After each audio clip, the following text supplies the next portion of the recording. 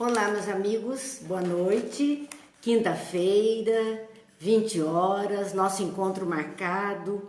Como sempre, graças a Deus, podemos estar aqui, podemos estar juntos. Sejam bem-vindos, tenhamos uma noite feliz, agradecidos ao Pai Celestial por podermos compartilhar dessas reflexões. Sueli, Célia, boa noite. São os amigos que já estão chegando. Tânia, como sempre, chegando também. Anitta chegando. Vamos agradecendo a Deus. A Ivete, Rosângela, Beth, Vera, sejam bem-vindos e vamos a mais uma noite de estudos e reflexões, como temos feito durante todo esse período. Eliana também já chegando, Marcos, que bom que estamos juntos, Dilza, que bom, Elaine, olha quanta gente amiga, quantos corações amigos se juntando, Rosana, Branca, Célia nós já falamos, André Luiz assistindo também, Edith, graças a Deus, Elisete, é uma alegria, gente, é uma alegria podemos juntos compartilhar. Jonas, Lourdes, Anitta, estamos hoje dizendo o nome de todo mundo para que se sintam bem acolhidos, é um prazer para nós, é uma alegria, e hoje nós temos aquela noite de reflexões sobre as palavras de Jesus na obra Boa Nova do Espírito Humberto de Campos através da psicografia de Chico Xavier. Cidinha, Márcia assiste, Ivete, Márcia, nossa amiga, Benedita, a nossa Didi, sejam bem-vindos. Vamos iniciando, pedindo a Deus, pedindo a Jesus que nos iluminem, que nos ampare, que nos assistam, que os bons amigos espirituais nos dêem as boas intuições para que consigamos tirar melhor proveito de tudo que estamos recebendo, de todas essas bênçãos que estamos recebendo através da espiritualidade amiga, quando desejamos sim fazer alguma coisa melhor por nós mesmos e por todos aqueles que partilham conosco. Então, hoje nós temos o capítulo 6. Encerramos o capítulo 5 a semana passada e hoje o capítulo 6 da obra Boa Nova. E esse capítulo tem como título Fidelidade a Deus. Eu acho esse título muito interessante, porque nós falamos tanto de fidelidade no quesito religião, a esta ou aquela religião, Adriane e eu, Aline, que bom. Nós então vemos assim a nossa fidelidade a religiões, a filosofias, a grupos sociais, e dificilmente falamos dessa fidelidade a Deus. Vamos relembrar um pouquinho. Jesus estava falando aos 12 primeiros convidados a participar do Messiato na terra. Eles estavam em Cafarnaum e ali ele passava orientações para o trabalho que iria se iniciar. O trabalho de divulgação da Boa Nova, dos ensinos que Jesus estava trazendo. Então, ele está falando àqueles primeiros cristãos, àqueles que abraçavam a ideia que Jesus estava trazendo, ele estava orientando para tudo o que eles haveriam de viver. E dizia então nesse capítulo 6, lembram-se que no capítulo 5 encerrou-se quando após todas as orientações, e todos ali empolgados até com a nova proposta de trabalho em equipe, quando Judas lembrou que era preciso ter dinheiro, porque afinal como eles iriam viver, como iriam realizar o trabalho sem ter uma ajuda financeira. E aí ele passa a sacolinha para que todos possam contribuir a fim de que tivesse alguma sustentação material o empreendimento que eles iriam desenvolver. Jesus, sim, acha justo que aqueles possam colaborar para o bem-estar de todos, mas ele alerta Judas, olha, tome cuidado para que o peso desta bolsa não o corrompa, não o seduza, para que você não sucumba pela materialidade. E nós vamos ver que no fundo da história houve um momento sim que o dinheiro atraiu a atenção de Judas. Jesus já alertava, porque ele sabia que aquela alma trazia este perfil. Boa noite, Anete, boa noite, Jane, muito bom. E neste capítulo 6, então encerrava o quinto com esse alerta de Jesus para Judas, dizendo: tome cuidado para você não sucumbir ao peso do dinheiro. E eles ficaram todos pensativos naquela orientação. Era um momento de incompreensão. Então assim inicia o capítulo 6. E especialmente por conta dos sacrifícios que Jesus alertou que cada um deles haveria de fazer. Cada um deles experimentaria uma parcela do sacrifício. Boa noite, Zuleika, boa noite, Sebastiana, boa noite, Marcelo, que bom. E neste item, então, do capítulo 6, que fala fidelidade a Deus, eles estavam com um estado de espírito alterado, temerosos dos sacrifícios que viriam, das dificuldades que enfrentariam. Por conta disso, Jesus diz a eles: na causa de Deus, a fidelidade deve ser uma das primeiras virtudes. Que interessante! Quando nós falamos em virtudes, nós pensamos em bondade, nós pensamos em amorosidade, em caridade, fraternidade, altruísmo. Entendemos isso ser virtude de cada criatura. Por algum tempo, castidade entrou nessa lista como uma virtude da criatura. Então, na verdade, nós estamos falando, quando falamos de virtude, nós estamos falando sempre de algo que diz respeito essencialmente a nós e ao nosso proveito. Percebam, se eu estou falando de fraternidade, é da minha fraternidade para com o outro. Se eu estou falando da caridade, é da minha prática do bem para com o outro. Se eu estou falando de castidade, é da minha castidade, do zelo da minha vida. Então sempre nós estamos com esse olhar da virtude voltados para nós mesmos. E Jesus vem com uma outra visão dessa história. Ele nos desloca de nós mesmos, de sermos o ego, o centro de tudo, e nos leva a Deus, nos leva ao Pai. Alete, boa noite. Quando ele diz na causa de Deus, então no trabalho que realizamos dentro da lei do amor, no trabalho do bem, se abraçamos a condição de vivenciarmos ensinamentos que melhorem a humanidade, nesta causa, neste movimento, a fidelidade deve ser uma das primeiras virtudes. Mantermos-nos fiéis à causa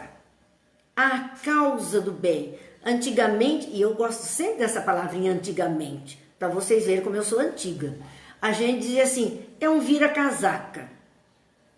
Por que é um vira-casaca? Ele não teve fidelidade àquilo que de início ele abraçou. E agora ele mudava para outro campo, para outra margem. Boa noite, Ana Clara, Beth, Ana Carolina. Então, a recomendação de Jesus é que, abraçando a tarefa do reino dos céus na terra, da implantação desse reino dos céus na terra, desse modo de vivermos diferente, queremos levar o bem, nós temos que manter fidelidade a essa causa. E às vezes a gente tem fidelidade a normas desta ou daquela organização e perdemos a fidelidade à causa. Vamos nos tornando fiéis aos modismos, às solicitações do momento e perdemos o foco, perdemos a fidelidade à causa maior. Então, fidelidade a Deus é a primeira das virtudes para aquele que pretende trabalhar em seara melhor. Nos dizia ainda, na narrativa de Humberto de Campos, que Jesus usa para isso um exemplo para mostrar que fidelidade é essa. Então Jesus diz àqueles seus discípulos, entre pai e filho, falando desse relacionamento, ele está falando de uma fidelidade, de um relacionamento entre pai e filho. O ideal de uma união é a confiança recíproca. E entre pai e filho existe uma confiança recíproca. O filho confia no pai e o pai confia no filho. Ou o filho confia ao pai alguma coisa e o pai confia ao filho alguma coisa.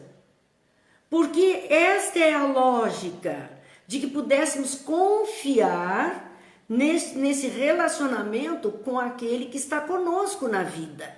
Que pudéssemos confiar. Então, ele dá esse exemplo. A confiança tem que ser algo recíproco. E com relação a Deus, com relação ao Pai Celestial, ele continua dizendo, de Deus para nós, não há como duvidar dessa confiança. Júlio Sérgio mandou um punhado de corações. Obrigada, filho. Então, nós vemos aqui, de Deus para nós, não há como duvidar da sua dedicação que nos cerca, né? A dedicação divina que nos cerca o Espírito e que ainda, se não o conhecíamos, ele já nos amava. Mesmo sem termos a ideia de Deus como Pai, que é Jesus quem introduz essa ideia especialmente, porque na tradição Deus foi sempre visto como o rei, o criador, algo tão distante, algo tão inatingível para nós, inacessível para nós, e algo guerreiro, algo ditador, ditando as suas regras. E Jesus traz um Deus que é Pai, que é amor, que é bondade, que é perdão, que é carinho, que é atenção. Então, dentro desta ótica, e mesmo antes de conhecermos Deus, como Jesus nos apresenta, Thelma, boa noite, Cláudia, Jaques, mesmo antes de conhecermos, Deus já olhava por todos nós, por todos os seus filhos, por toda a criação, por tudo aquilo que sempre nos chegou. Acaso poderemos desdenhar a possibilidade de retribuição? Se Deus faz tanto por nós, como não retribuir com o mínimo que podemos oferecer à causa divina do bem na terra? Se tudo Ele disponibiliza para nós, basta olhar para a natureza, olha tudo que Ele disponibiliza e que nós podemos ter acesso. Como não retribuir com a causa divina, a causa do bem, a causa da harmonia, se entendemos a grandeza desse Pai para conosco? Então, Jesus chama atenção. Acaso poderemos desdenhar a possibilidade de retribuição? Quando somos convidados a esse testemunho da sabedoria, da ciência de Deus em nós, quando sabemos disso, quando temos a confiança, como não contribuirmos?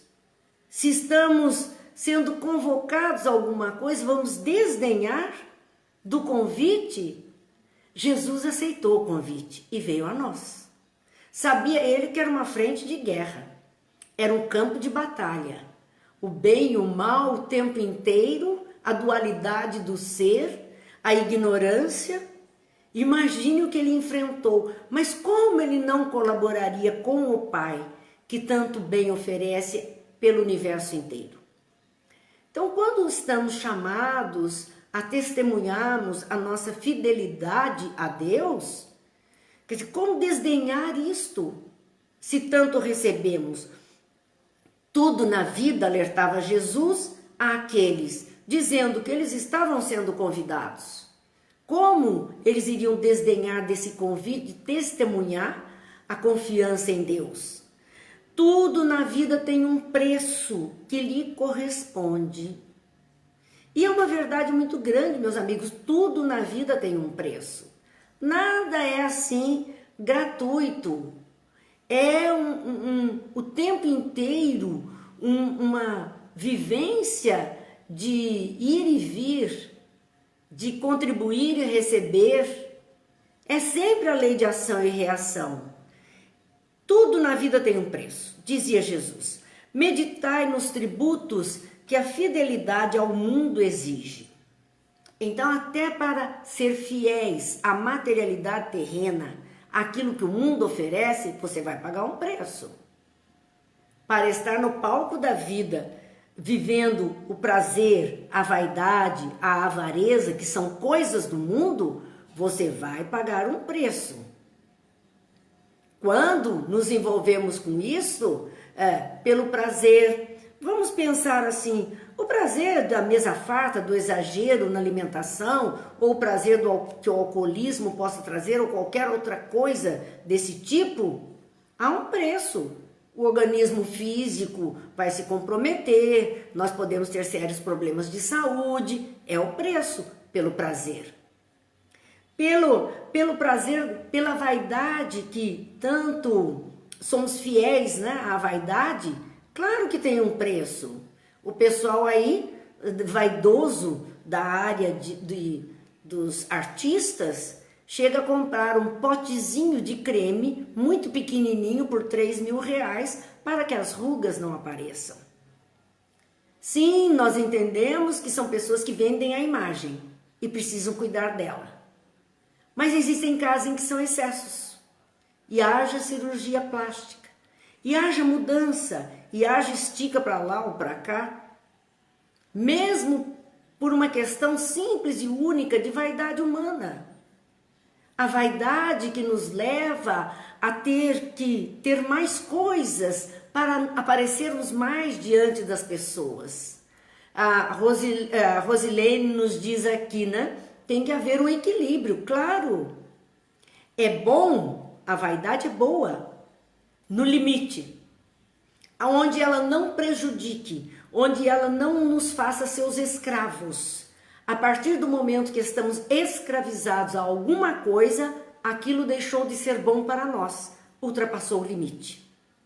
Já não sabemos mais viver sem, já não sabemos mais nos comportar sem. Isso nos fará muito mal, com toda certeza. Nininha, boa noite. E nós então vemos ele falando, a avareza, coisa do mundo. E vamos pagar o preço, porque às vezes, por sermos excessivamente avaros, porque ser econômico é uma coisa, mas ser avaro é outra história. Quem sabe ser econômico no momento de crise como estamos vivendo agora, vai controlando e vai conseguindo levar a sua situação econômica. Mas o avarento, que até guardou muito, nem nesta hora ele vai se mostrar perecendo, porque ele não quer abrir mão daquilo que ele amealhou. É o avarento, não divide, não colabora, não compartilha com outro. E às vezes nós somos avarentos, não apenas na questão financeira, mas somos avarentos do nosso saber, não compartilhamos. É avareza. Não ensinamos, não compartilhamos, não permitimos que o outro também desenvolva. Quantas vezes as pessoas dão uma simples receita, mas aquela receita você vai fazer e não dá certo. Então, você diz assim, fulano me deu a receita, mas não deu o pulo do gato. Quer dizer, naquela receita tinha alguma coisinha que fazia toda a diferença e que a pessoa não passou. Fátima, boa noite. Denise, boa noite.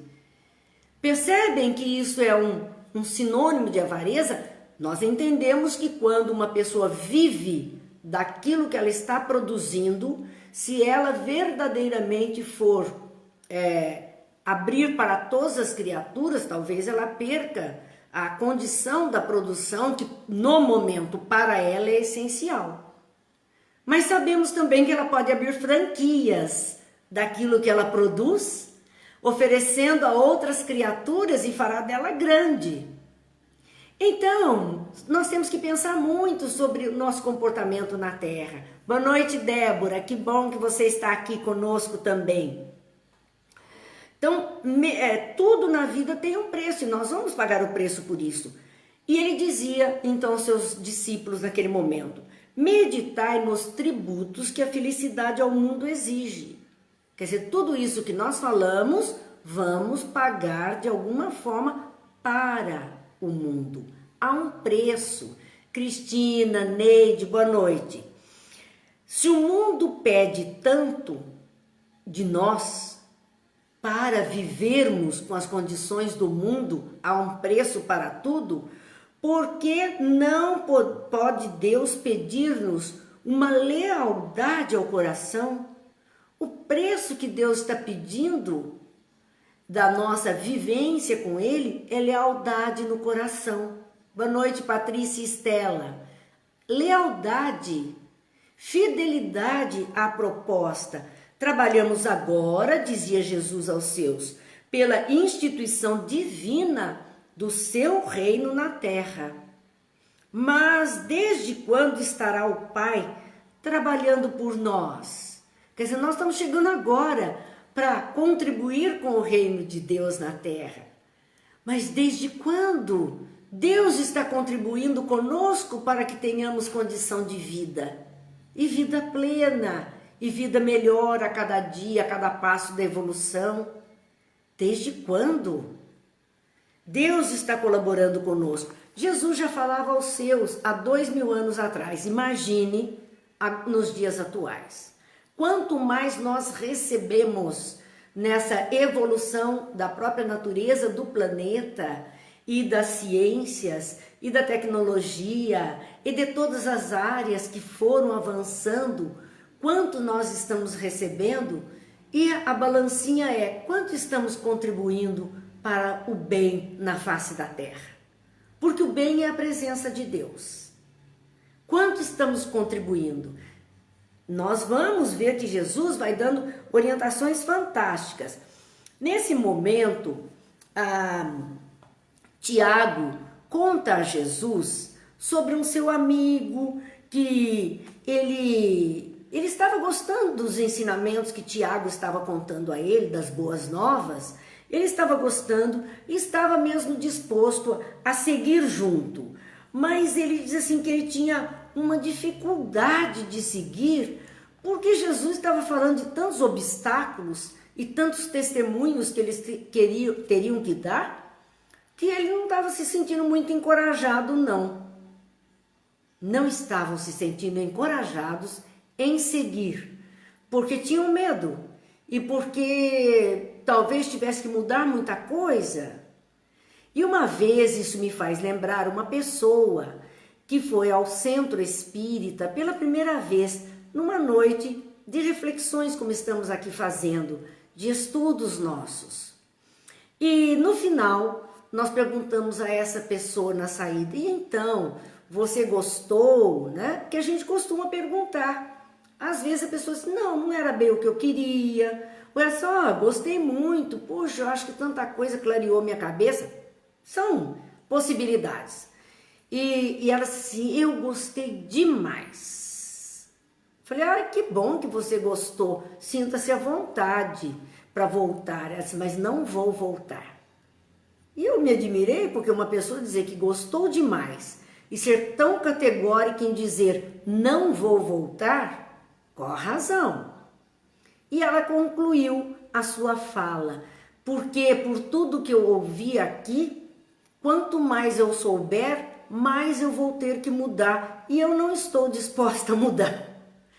Vejam, meus amigos, ela se agradou do que ouviu, mas chamou tanto a sua atenção que ela disse: olha, pelo que eu ouvi, eu vou ter que mudar muita coisa na minha vida, e isso eu não estou querendo não, então é melhor eu não saber, é melhor eu permanecer na minha ignorância. É assim que nós nos comportamos, é assim que nós nos mostramos diante das coisas de Deus. Cida Moura, boa noite. Tereza Beatriz, boa noite. Então este amigo, Tiago, foi falar com Jesus. Olha, ele gostou, mas ele acha que são tantos obstáculos, tantas coisas a vencer, que ele está em dúvida, ele está com dificuldade de seguir. Jesus tem uma resposta fantástica, dizendo o seguinte a Tiago: nem todos podem compreender a verdade de uma só vez. De uma só vez. Às vezes as pessoas têm que ir em doses homeopáticas.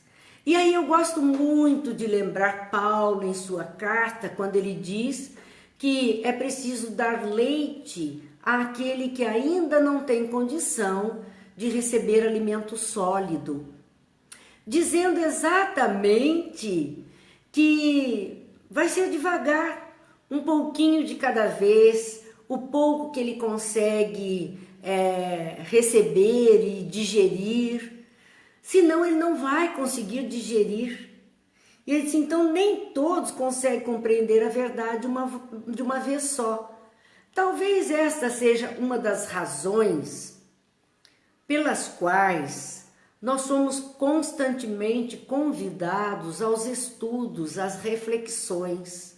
Eu me lembro quando Divaldo contou que Joana de Ângeles apareceu a ele e disse que ele deveria estudar o livro dos Espíritos. Ele deveria ler o livro dos Espíritos. E ele, mais que imediato, foi e continuou e comprou o livro e foi ler. Leu rapidamente. Chegou a Joana e disse, já li. E ela disse, então leia de novo. E isso ele foi fazendo, ele fez isso 18 vezes. Um dia chegou para Joana e disse, olha, mas eu já li 18 vezes esse livro. Ela disse, então agora comece a estudar. E ele disse que só aí verdadeiramente, porque na pressa de ler ele lia, mas não refletia, não parava para questionamentos, para reflexões. E só depois dessas vezes todas é que ao estudar, ele começou a perceber que aquilo tudo tinha aplicação nos dias atuais, na vida atual, no momento do existir que ele estava realizando. Então vejam por que os Espíritos aconselham a estudar constantemente. Não é para decorarmos nada não, nem para sabermos datas, nomes, números, isso pouco interessa. É para que daquela frase lida tantas vezes, refletida tantas vezes, nós possamos tirar algum ensinamento que sirva para a nossa vida, para o nosso existir. Então, assim diz, tem pessoa que prefere continuar na ignorância. E é isso mesmo, porque quando começamos a descobrir coisas que precisamos, não é que precisamos, mas que seria bom, que traria a nós uma vida mais tranquila, nós vamos descobrindo que temos que tomar outro caminho, outra providência, outra atitude. E descobrimos que a vida segue adiante e que não somos os mesmos de anos atrás, e que aquilo que num tempo para nós serviu como limite, como base, hoje não atende mais à nossa necessidade. Percebam que nessa situação que estamos vivendo, do isolamento, e quando as regras vieram, vamos dizer, aqui no nosso estado de São Paulo, tem que ser assim para todos os municípios. E hoje a grande discussão, e eu estou dizendo hoje, dia 14 de maio, os canais de televisão, aqueles responsáveis por tudo que está se desenrolando para o melhor de uma população, na área da saúde, na área da economia, porque não temos como desvincular as coisas. Então, quando eles estão olhando isso, a que conclusão hoje estão chegando? Que um município não é igual ao outro, que um município não tem a mesma necessidade que o outro, que a questão do Covid não está igual num município e no outro. Então, que medidas diferentes vão atender a populações diferentes, a situações diferentes. Aquilo que se aplica a uma população, a um grupo da sociedade, não necessariamente se aplica ao outro. E se quisermos generalizar isso tudo, vai dar confusão. Porque a população não é homogênea, é heterogênea. Em maturidade, em questão social, em questão educacional. Então, também para o nosso conhecimento é assim. A cada grupo, a cada pessoa, a cada grupo de pessoas que tem pensamentos semelhantes, alcance semelhante de aprofundamento, de conhecimento, de visão, interessa um ponto específico, para outro não. E nós temos que graduar tudo para que todos possam ter, então, condição de entender e colaborar com esse mundo melhor.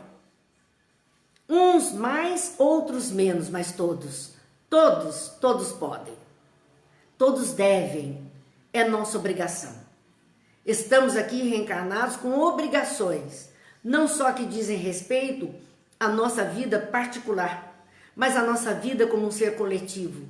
Temos responsabilidades, temos obrigações com a humanidade desse século XXI que estamos vivendo. Estamos fazendo parte dessa história. Então não podemos passar em branco. Nós todos temos comprometimentos. Por isso Jesus dizia ali, nem todos podem compreender a verdade de uma só vez. E é por isso que alguns veem dificuldades como grandes obstáculos que não se sentem em condição de vencer. E outros veem apenas como dificuldades que com algum conhecimento, alguma atitude, ele sabe que pode vencer. São as nossas diferenças. Boa noite, Selmara. O mundo está cheio de crentes que não entendem a proteção dos céus, senão nos dias de tranquilidade e triunfo. E é verdade, gente. Quando nós pudermos abrir as portas de nossas casas e voltarmos para as ruas, para as nossas ocupações, para o nosso lazer, todo mundo diz, ai, graças a Deus, como Deus é bom, olha, pudemos. E agora, quando a situação está um pouco mais difícil, será que Deus não está sendo bom? Será que nós não estamos tendo, não vamos nos lembrar que estamos tendo, sim, proteção? Que tudo poderia ser tão pior que a gente nem imagina. Mas nós temos proteção em vários aspectos. Se a situação é difícil, a proteção vem através de socorro necessário para aquela situação, de pesquisas, de ciência, no nosso caso de hoje, vacinas, medicamentos. Essa é a proteção divina. Mentes que estão pensando, que estão sendo intuídas neste caminho para ajudar aos outros. É uma proteção divina. Então, quando tudo está bem, nós achamos que Deus está nos protegendo. Eram palavras de Jesus. Só nos dias de tranquilidade e nos dias de turbulência não entendemos que temos proteção. Nós, porém, dizia Jesus, que conhecemos a vontade suprema, temos que lhe seguir o roteiro. Olha onde ele se colocava. Nós, porém, que conhecemos a vontade suprema. Aquele que sabe mais, terá que testemunhar mais. Aquele que tem mais experiência, terá sim que contribuir com mais. A quem muito for dado, muito será pedido. Não tem conversa, é mais maduro, é mais experiente, é mais capacitado, tem uma visão maior das coisas, vai para a linha de frente. Vai para dar o testemunho. Por isso que ele diz, nós, porém, ele também se coloca ali, nós que conhecemos a vontade do Pai, temos que lhe seguir o roteiro, dizendo que existe um roteiro, existe uma jornada. E os que conhecem mais dessa vontade também sabem do roteiro e vão participar seguindo o roteiro. Fidelidade a Deus. Fidelidade à lei do amor, fidelidade ao bem. Este é o roteiro. Os que mais sabem vão seguir juntos aí. Vai para a linha de frente junto com Jesus, com certeza. Com certeza. E ele faz uma reflexão muito interessante, dizendo assim, que nós costumamos pensar, nós não pensamos naquilo que Deus concede a nós. Nós ficamos muito presos a isso, ao que Ele está nos oferecendo. Mas que devemos pensar que o Pai está nos educando. Às vezes a lição da educação não é uma lição tão simples. Nos tempos mais antigos, quantas chineladas serviram como fator de educação, de retificação do nosso pensamento. A Tânia coloca como o átomo, não é assim, do átomo ao arcanjo, tudo se encadeia na natureza. Então nós vemos aquela ideia de um Deus que vamos fazer alguma coisa por Deus a título de sermos recompensados. Não é essa a ideia de Jesus. É sim entendermos Deus como um Pai que aperfeiçoa. Ele não precisa nos recompensar, Ele está nos aperfeiçoando para termos uma melhor qualidade de existir. Rosana, boa noite, que bom que você está junto conosco. A nossa batalha de redenção, dizia Jesus, tem que ser perseverante e sem trégua. A nossa batalha de redenção. Nós estamos num processo de redenção diante da lei de Deus. E é uma luta. Para nos tornarmos criaturas redimidas, nós estamos numa luta muito grande. E essa luta tem que ser uma luta perseverante e uma luta sem trégua. É constante. Uma atitude. A partir do momento que entendemos, temos que seguir passo a passo, todos os dias, todos os instantes, da melhor forma possível, em todas as situações e sem trégua. Porque às vezes a gente diz assim, cansei de querer fazer o bem, cansei de querer fazer alguma coisa melhor, também já fiz a minha parte. Outros, então, no caso de espíritas, dizem assim, por esta encarnação chega. Encarnação. Dizemos isso. Vou deixar para continuar essa tarefa. Não.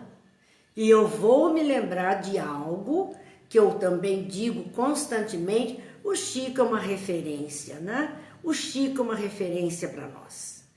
E ele, quando questionado, Chico, quando é que nós sabemos que a nossa missão aqui na Terra já acabou? Olha, a missão, levar o bem é uma missão. Quando é que nós sabemos que a nossa missão na Terra já acabou? E o Chico então diz assim, se ainda estamos encarnados, sinal que não acabou. Ainda estamos encarnados. Então não acabou.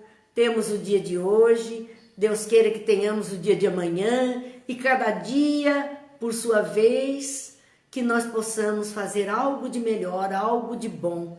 Que ao deitar, a gente possa refletir em cada noite, o que é que eu fiz hoje de bom na minha vida? Será que eu vibrei, pelo menos fiz uma prece, um pensamento feliz? Emiti para o éter deste planeta um pensamento de esperança? O que é que eu fiz de bom?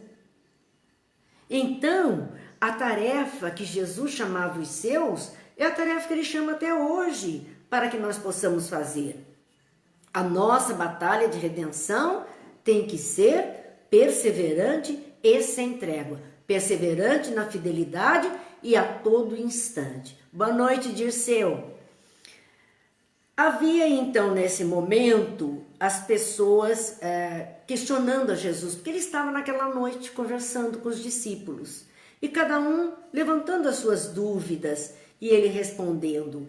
E então alguém questiona Jesus sobre a contemplação. Mas mestre, eu preciso ir para a ativa ou eu posso me recolher em contemplação, apenas vibrando e desejando este bem? E Jesus responde o seguinte: que diríamos do filho que se conservasse em perpétuo repouso junto do pai que trabalha sem cessar no labor da grande família? O que dizer daquele filho que não ousa pôr a mão na massa, que não ousa sair, sendo o tempo inteiro recebendo do pai que sequer deixou de trabalhar um dia por ele? Porque Jesus disse: eu trabalho e o pai trabalha até hoje. Dizendo que o pai não parou a criação, o pai não parou a sua atividade do bem. A lei do amor que emana de Deus não se extinguiu. Então, por que os filhos não vão colaborar com o trabalho que é para o labor da grande família, a melhoria da grande família humana? É isso que Jesus, o que ele quer dizer é que neste estado de contemplação e ausência de participação ativa, efetiva e eficaz, se apenas nos restringirmos às meditações e contemplações, impedidos de qualquer outra coisa, sem querermos qualquer outro envolvimento, nós não estamos verdadeiramente contribuindo. Não estamos. Em seguida, ele vai dizendo a respeito do mundo, porque eles questionam: mas Senhor, neste mundo, né, como viver neste mundo como homem e como apóstolo? Porque você tem um norte da religião, você tem um convite ao bem, mas o mundo chama por outro lado. O mundo são as portas largas e estreitas que Jesus falou. E dizer: mas Senhor, como nós vamos viver como um homem no mundo e como um apóstolo, um divulgador desse ensinamento? E às vezes a gente vê pessoas dizendo daquele que fala, que prega, vamos falar dentro do contexto cristão, um pregador cristão qualquer, dentro da sua tarefa, da oratória, e no entanto, na vida, o comportamento dele é totalmente outro. E nós vamos nos lembrar de algo que um expositor espírita contou, e eu vou omitir o nome dele aqui, mas muitos que estão participando conosco vão lembrar desse caso, que é verídico da vida dele. Ele disse que o carro dele encrencou. Teve lá um problema mecânico qualquer. Por conta disso, ele levou a concessionária. Mas ele lecionava numa universidade e precisava do carro no final da tarde, porque teria aula à noite na universidade. À tardinha, ele foi lá e tinham prometido entregar o carro, e ele foi lá para retirar o carro. E o carro não estava pronto na hora prevista. E ele ficou ali muito aflito. Depois ele refletiu: poderia até ter pego um táxi para ir dar aula. Mas não, ele foi ficando até nervoso com aquela situação e estava a ponto de explodir. Com a pessoa ali da concessionária por conta do problema do carro. Quando uma pessoa se aproximou dele, de onde ele estava, assim: nossa, o senhor é o fulano de tal, não é? E disse o nome dele. Ele olhou assim muito assustado, assim: sim, eu sou. E a pessoa disse a ele: ai, eu adoro as suas palestras, já assisti muitas palestras. Quando falou isso, e ele percebeu o testemunho que ele ia dar de irritação, soltando os cachorros em cima daquele pessoal que estava cuidando do seu carro, foi um balde de água fria. Eu acho que foi a espiritualidade amiga que mandou aquela pessoa ali, porque foi um balde de água fria e ele percebeu essa preocupação entre aquilo que se fala e aquilo que se executa na vida. E é disso que estavam questionando Jesus naquele momento. Mas, Senhor, como viver como um homem no mundo e como apóstolo? As duas coisas. E Jesus diz assim: em verdade, ninguém pode servir a dois senhores. É aquela passagem, ninguém pode servir a Deus e a Mamon. Mamon representa o mundo e todas as coisas materiais. E olha a palavrinha-chave, ninguém pode servir. Servir é colocar-se na qualidade de servo, de poder levar em nome do seu Senhor alguma coisa, servir ao seu Senhor. E eles não podem servir a dois senhores ao mesmo tempo. Seria um absurdo querer viver ao mesmo tempo os prazeres condenáveis do mundo e as virtudes sublimes do céu. Interessante que Jesus não taxa o prazer de viver no mundo como algo pecaminoso. Ele fala dos prazeres condenáveis no mundo. São esses que aquele que se dispõe a trabalhar com Jesus pelo bem, pela divulgação da boa palavra, pela divulgação dos ensinamentos da luz, não mais participará.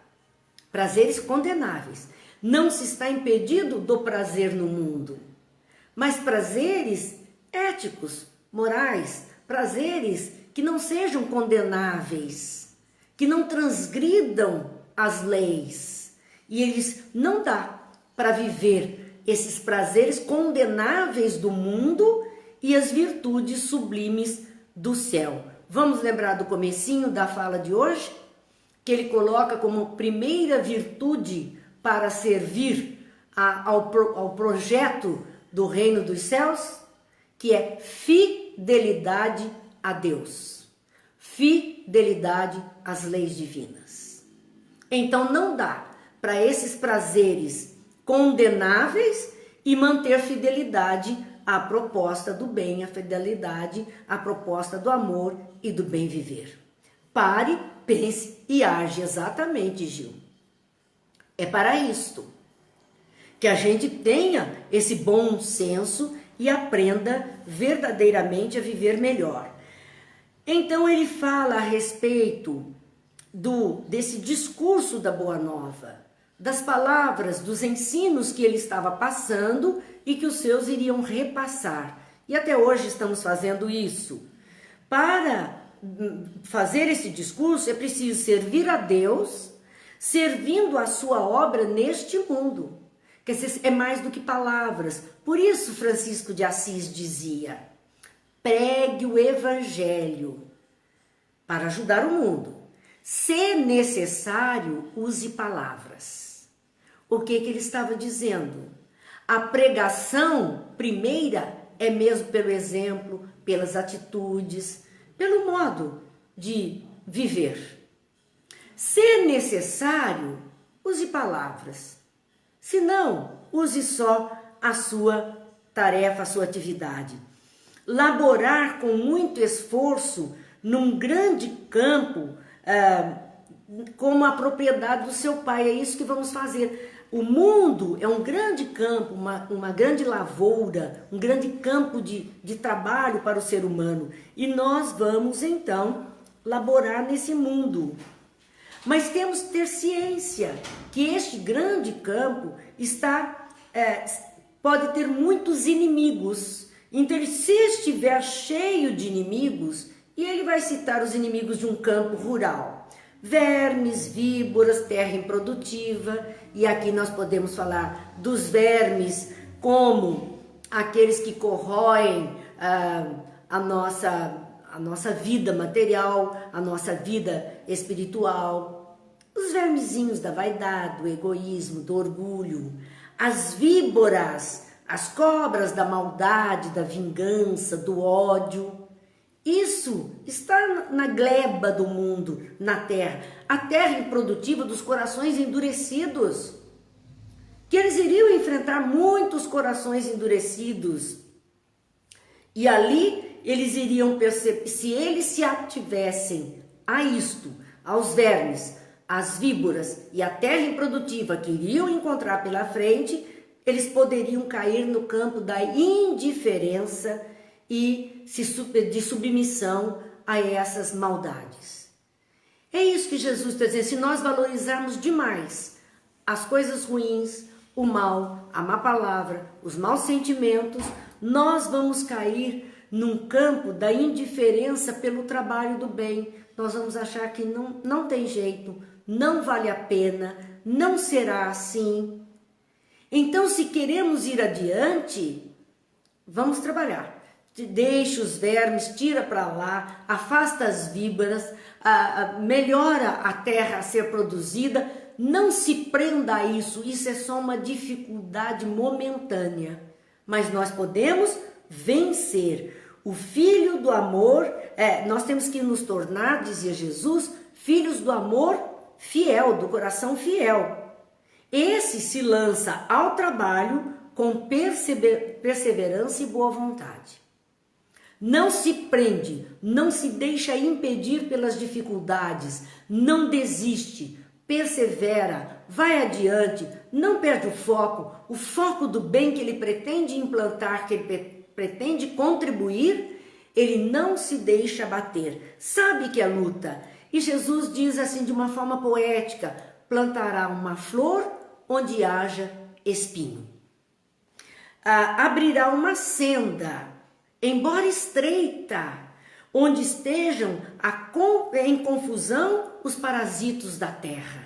Porque vai haver os parasitas da terra, e eles teriam que abrir pequenos caminhos para atravessar por ali. Cavará pacientemente, buscando as entranhas do solo, para que surja uma gota d'água, onde queime um deserto. Interdizia que implantar o bem não é uma tarefa fácil. Iria, sim, cobrar trabalho, suor e muita força de vontade, muita fidelidade à proposta para não parar no meio do caminho. No seu íntimo brotará sempre um cântico de alegria, porque Deus o ama e segue com atenção. Acima de todas as coisas, precisa ser fiel a Deus. Assim, meus amigos, nós estamos com o nosso tempo vencido. Então, não concluímos o capítulo 6º. Mas guardemos para este fim de semana esse convite de Jesus. Acima de todas as coisas, temos que manter a nossa fidelidade a Deus. Significa fidelidade a essa lei do amor, fidelidade ao bem, porque Deus é amor, Deus é o bem em expressão máxima, Deus é o conhecimento em expressão máxima. Então, mantermos fidelidade a tudo isso para que a nossa vida verdadeiramente represente a vida daquele que está lavrando a terra, que está trabalhando, que está vencendo os percalços para fazer algo melhor, para, como diz Jesus, que floresça uma flor entre espinhos, que se abra uma senda entre os parasitos, que nós possamos de alguma sorte contribuir com este bem maior na face da terra. E aqui nós queremos deixar um pensamento budista, porque Deus é Pai de todas as criaturas. Questões de divisões filosóficas, religiosas são nossas.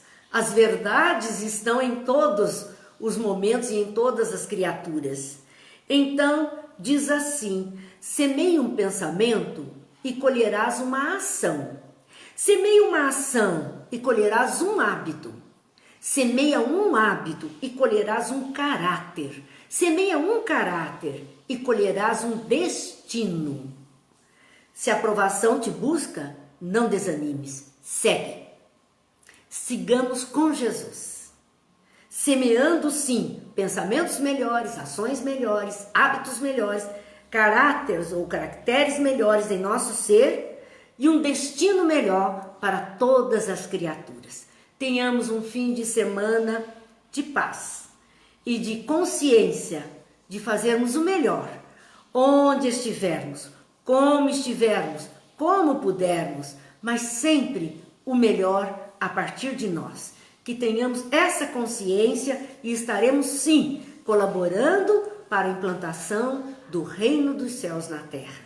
Muita paz, muita luz, lembrando a todos aqueles que quiserem ou que quiserem divulgar esses estudos que temos feito, essas reflexões que temos feito de segunda a quinta, todas as noites. Está lá o canal Marina Ferri no YouTube, está lá a página no Facebook, grupo de apoio aos estudos espíritas. Então, que possamos aproveitar. E se queremos fazer um bem, divulguemos alguma coisa boa. Não que a gente esteja trazendo o melhor, não é isso não, meus amigos. Mas é o quanto nós conseguimos entender. Quem sabe depois de estudarmos mais 18 vezes ou 18 encarnações, esse tratado que o Espiritismo nos traz, verdadeiramente possamos ser proprietários de alguma coisa muito grandiosa para oferecer aos companheiros. Por hoje é uma rosa entre espinhos. Muita paz, que Deus nos abençoe, que Jesus nos ilumine e até segunda-feira que vem, quando aqui estaremos com mais uma noite e na segunda, estudo das obras de André Luiz, Nosso Lar. Muita paz, meus amigos, muita luz, muita bênção em cada lar, em cada coração. Fiquem com Deus.